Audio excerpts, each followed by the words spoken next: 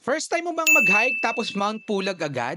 Don't worry, bago ka sumabak sa akyatan, ito ang ilang tips para maging successful and safe ang hike mo. Ako nga pala si Neil at dati akong travel organizer at recently ay umakyat ng Mount Pulag kasama si Mrs. as part of our 12 Mountains Challenge this year. At ito ang aking tip number 1. Magdala ng mga makakapal na damit. This year, naitala ang 8 degrees Celsius sa may Mount Pulag.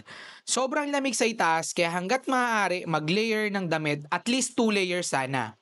Magdala rin ng gloves, beanie at windbreaker. Iwasan din magsuot ng sandals hanggat maaari, hiking shoes na komportable at medyas para maiwasan ang frostbite. Tip number 2, siguraduhin may sapat na tulog at pahinga.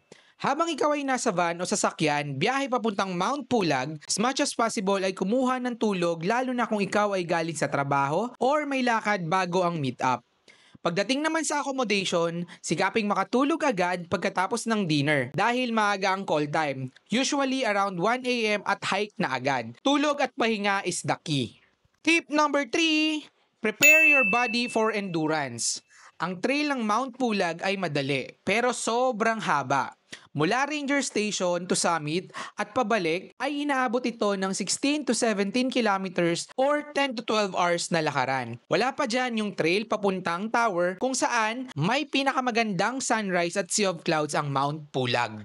Dumako na tayo sa tip number 4. Magdala ng tamang gears at sapat na tubig at trail food. Sobrang importante ng flashlight dahil 4 to 5 hours kayong maglalakad sa dilim at mas madaling mag-hike kapag nakikita mo yung daanan. Dahil sa trail ng Mount Pulag, maraming parts dito na maputik. Magdala ng 2 to 3 liters na tubig at sapat na pagkain pangpawi ng pagod.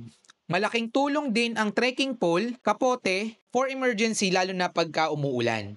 At panghuli, tip number 5, LNT or Leave No Trace.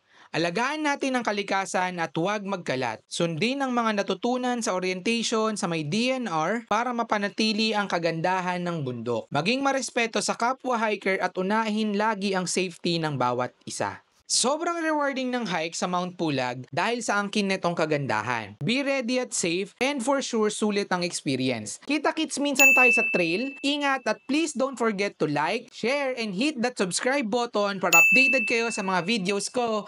Thank you!